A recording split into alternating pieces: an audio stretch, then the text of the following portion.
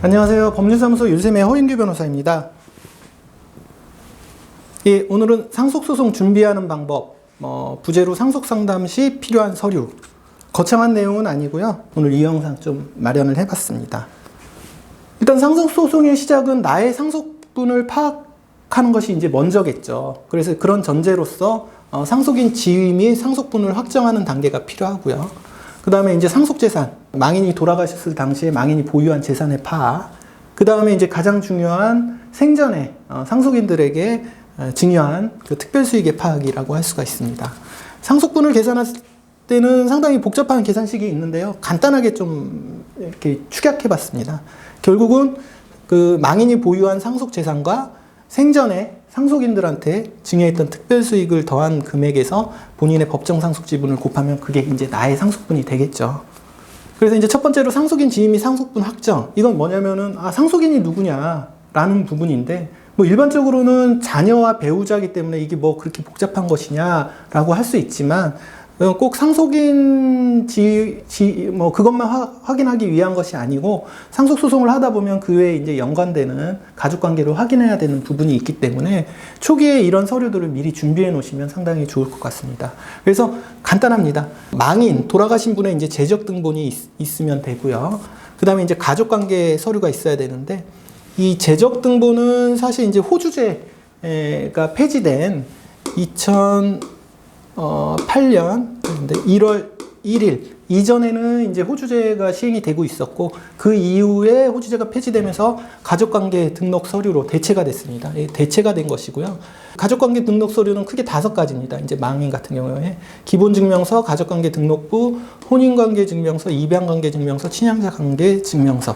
예전에는 이 5가지에 나와 있는 모든 내용들이 이 재적 등본에 이제 통합이 돼 있었죠. 그래서 이게 이제 대체가 되면서 이 2가지를 가지고서는 이제 상속인을 파악할 수 있고 가족관계를 파악할 수가 있습니다.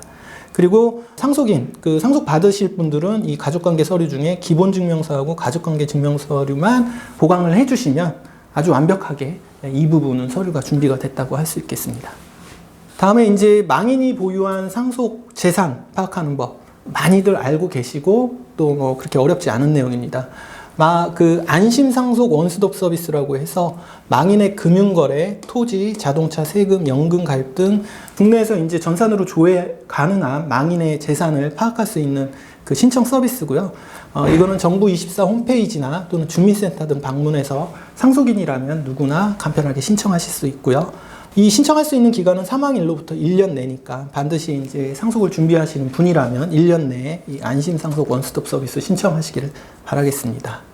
근데 이제 여러 가지 사유로 이 사망일로부터 1년이 지난 경우에는 이 서비스를 신청할 수 없는데 그러면 이제 조회를 못하는 것이냐? 그거는 아니고요. 이 서비스에 의해서는 한 번의 신청으로 모든 재산을 할 수 있지만 이제 그 이후로는 각각 이제 조회를 해야 됩니다. 대표적으로 금융거래 같은 경우에는 상속인 금융거래 조회 서비스라는 게 별도로 있고 이거는 금융감독원이나 시중은행에 방문을 해서 접수를 해야 된다는 거 좀 유의하시고요.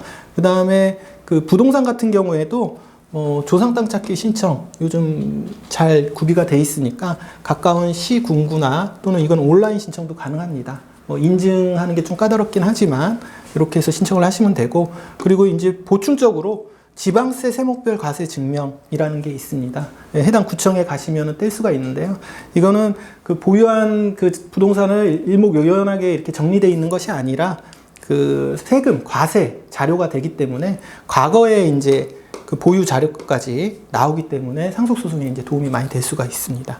그리고 그의 재산은 해당 기관에 이제 문의를 하셔야 되고요. 이런 식으로 이제 상속재산을 파악하시면 되고, 다음으로 이제 제일 중요한 이제 특별수익 파악입니다. 보통 이제 소송을 제기하시게 되면은 남은 재산을 가지고 어떻게 나눌 것인가에 대한 분쟁이 되는 이유가 생전에 다른 상속인들이 더 많은 재산을 받아갔다라고 하면서 항상 그렇게 얘기하시는데요.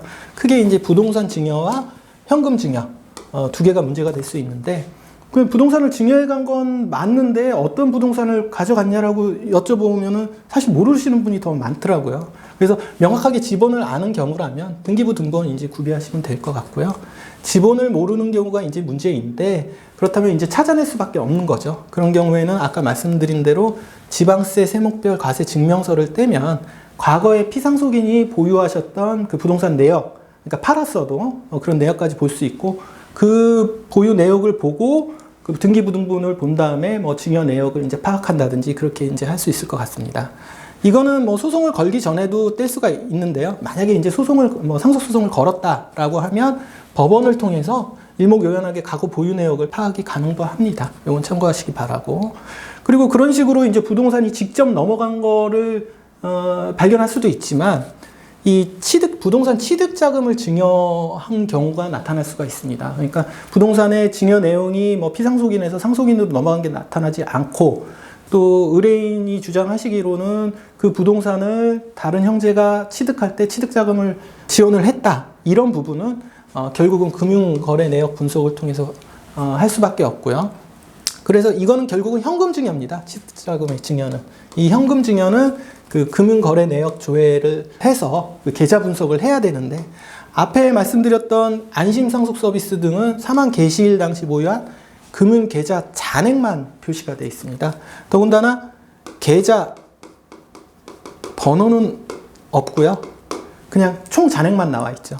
그러니까 그걸 가지고서는 어떻게 추적을 할 수가 없고요. 결국은 상세 거래 내역을 그 해당 은행 금융기관 방문하시면 상속인이라면 모든 자료를 다 조회하실 수 있으니까, 가능한 모든 계좌를 조회해서 자료를 구비해 놓으시면 기본적으로 특별수익 파악할 수 있는 준비가 될 수 있을 것 같습니다. 네, 오늘은 그 상속소송 준비하는 법이라는 제목으로 말씀을 드렸지만, 정확하게 말씀드리면은 시작할 때 기본적으로 구비해야 될 그 자료를 설명을 드린 것이고요. 이 부분이 제대로 이제 구비가 돼야 정확하게 이제 상속소송을 분석을 할 수 있고, 내가 소송을 했을 때 얼마를 받을 수 있고, 또 승소 가능성은 얼마나 될지 파악이 가능한 것이기 때문에요. 어떻게 보면 이제 저희 측에서 이제 좀 애로가 있는 부분을 말씀드린 것이라고 생각하시면 될 것 같습니다. 이와 관련해서 궁금하신 점이 있으면 언제든지 저희 사무실로 연락 주시면 되겠습니다. 감사합니다.